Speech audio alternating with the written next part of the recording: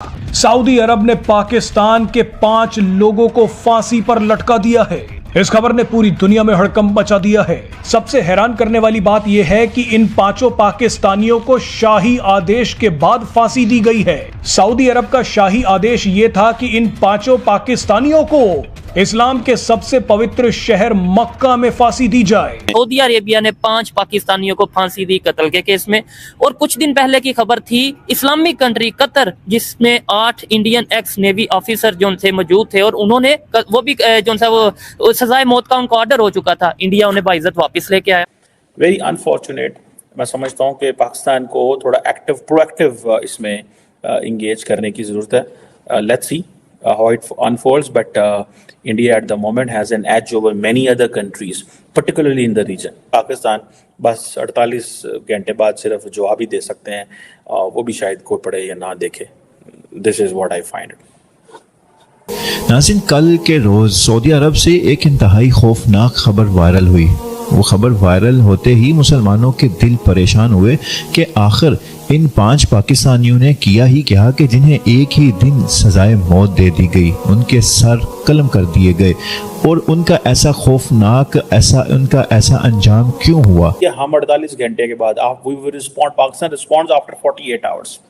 पाकिस्तान 48 घंटे बाद रिस्पॉन्ड करता है। वो 48-24 घंटे में पहले 12 घंटे में नैरेटिव बना लेते हैं और ये 48 घंटे बाद कहते हैं अच्छा हमने इसका क्या जवाब देना है, ऐसे जवाब देना है, ये करते हैं वो करते हैं, चलें ये लिख दें, चले हम वो जितनी बड़ी हायरार्की है, ठीक है, उस हायरार्की में से सवालों के जवाब निकाल के एक पैगाम देने में वो किसी को पता भी नहीं होता। फ्राइडे कि प्लीज मत जाए वहां पे, वो टूरिस्टों को गोलियां मार रही है। ये हालात है, फिर तरक्की किस तरह करेंगे?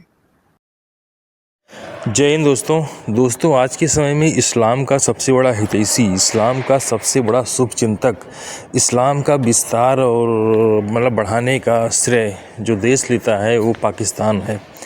और उसी पाकिस्तान में 2 या 4 बंदे पकड़े गए हैं।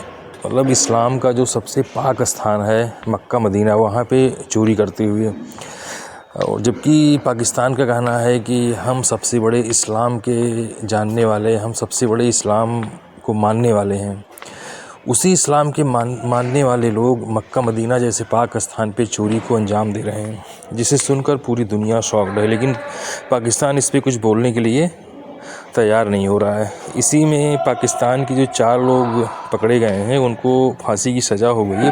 फांसी उनको दी भी जा चुकी है, लेकिन पाकिस्तान ये मानने के लिए तैयार नहीं है कि वो हमारे बंदे थे, वो पाकिस्तानी थे।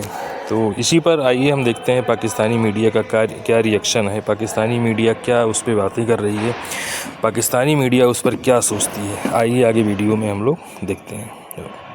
आम घटना नहीं है। आपको बता दें कि इन पाकिस्तानियों पर आरोप है कि इन्होंने सऊदी अरब की एक प्राइवेट कंपनी के 2 गार्ड्स को बंधक बना लिया, उन गार्ड्स के साथ मारपीट की और बाद में उनकी हत्या कर दी। पाकिस्तानियों ने जिन गार्ड्स की हत्या की उनमें से एक गार्ड बांग्लादेश का था। हत्या करने के बाद ये सभी पाकिस्तानी सऊदी अरब की अलग अलग जगहों पर जाकर छुप गए, लेकिन सऊदी अरब की सुरक्षा एजेंसियों ने चप्पे चप्पे की तलाशी ली और इन 5 पाकिस्तानियों को दबोच लिया। गिरफ्तारी के बाद कोर्ट ने इन 5 पाकिस्तानियों को मौत की सजा सुना दी। इन पाकिस्तानियों ने ऊपरी अदालत में माफी मांगने की कोशिश की, लेकिन सऊदी अरब की सबसे बड़ी कोर्ट ने भी इनकी फांसी की सजा बरकरार रखी और वो दिन भी आ गया जब 5 को फांसी पर लटका दिया गया।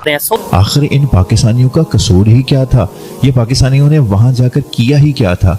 ये सारे सवालात पाकिस्तानियों के जहनों में आना शुरू हो गए कि ये 5 पाकिस्तानी जिनको सजाए मौत दी गई के सर कलम कर दिए गए। आखिर इनका जुर्म क्या था कि इन्हें उस जुर्म की इतनी भयानक सजा दी गई? तो मैं आपको इनके जुर्म की थोड़ी सी तफसील बताता हूँ कि इन्होंने मक्कातुल मुकर्रमा में एक निजी कंपनी में घुसकर वहां पर चोरी की वारदात करना चाहिए।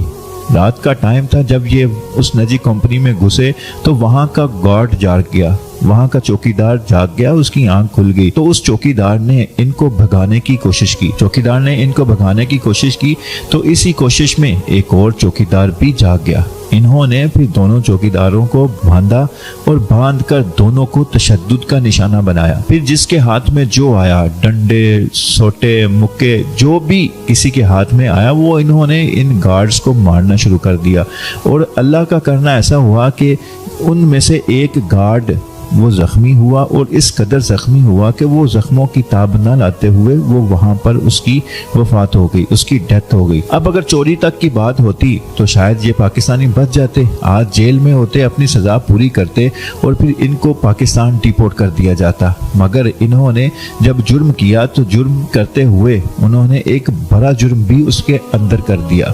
अगर आप देखें तो लोग ये कहते हैं कि जुर्म करना चाहें तो फिर जुर्म करते हुए भी इतना बड़ा जुर्म ना करें कि आप जान से ही दो हाथ धो बैठे। ये करने तो चोरी गए थे, मगर चोरी के जुर्म के दौरान इन्होंने एक और दूसरा बड़ा जुर्म कर दिया, जो वो कत्ल का जुर्म था। वो फिर उस सजा में कल 5 पाकिस्तानियों को सजाए मौत दे दी गई, उनके सर कलम कर दिए गए। तो ये अंजाम होता है हमारे बुरे कामों का। बुरे काम का अंजाम फिर बुरा ही होता है। फिर जितना बड़ा बुरा काम होगा, जितनी बड़ी घिनौनी आप जुर्म करेंगे, उतना बड़ा ही घिनौनी फिर सजा मिलेगी आपको। ये सऊदी अरब है, यहाँ पर कोई रिश्वत, यहाँ पर कोई ऐसी सिफारिश नहीं चल सकती कि आप किसी को कत्ल करें, किसी की चोरी करें, किसी के घर डाका डालें, किसी की इज्जत को तार तार करें, किसी का आप गैंग रेप करें और फिर आप सिफारिश लेकर उस मुतलका थाने में चले जाएं, पुलिस स्टेशन में चले जाएं, जज के पास चले जाएं, जज के घर में मिलें, पर्सनल रिलेशन बनाएं। ये पाकिस्तान में हो सकता है, मगर सऊदी अरब में ऐसी किसी चीज़ का सोचना भी जुर्म है।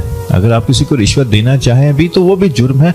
वो आपको उस रिश्वत के जुर्म में मजीद गिरफ्तारी दे देगा कि इसने मुझे रिश्वत देने की कोशिश की है। तो ये सऊदी अरब के कानून है, जो बड़े अमीर छोटे गरीब को बराबर यकसां सजाएं मिलती हैं।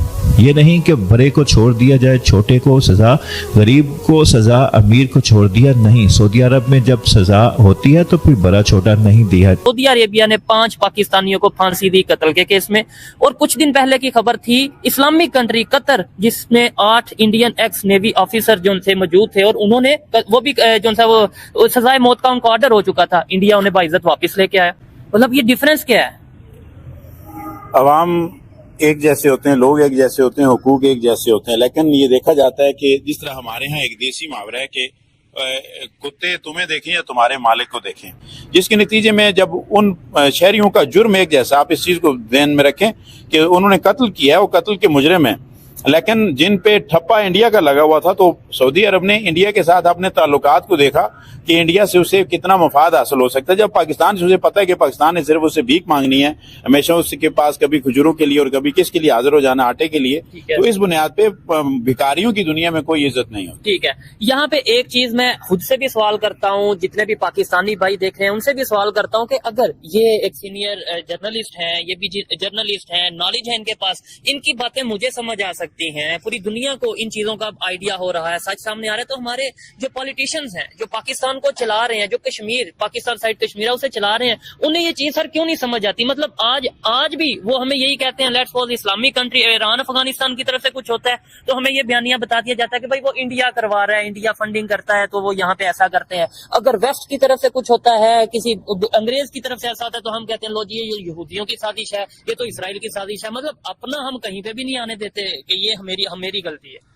ये साजिश इस्तेमार का हमेशा से एक हथकंडा रहा है कि आप जब भी कोई चीज आप गलत करें तो अपनी गलती हमेशा किसी पे थोपने के लिए आप तैयार रहें। एक दुश्मन और उसका डरावा हमेशा बना के रखना, आवाम को से डराते रहना कि हम नहीं होंगे तो वो खा जाएगा। जबकि आप इस वक्त पाकिस्तानी शहरियों से सवाल करें तो शायद बहुत दर्दनाक बात, हम तो कश्मीरी, हम तो दोनों के मकबूजा हैं, लेकिन अगर आप पाकिस्तानी शहरियों से भी सवाल करें तो मौलाना आज़ाद के अल्फाज सच साबित हो रहे होंगे कि वो इस वक्त पाकिस्तान की बुनियाद पे सवाल कर रहे हैं कि अगर हम इंडिया के शहरी इतने अच्छे जी रहे हैं तो हमें अलग क्यों किया गया था।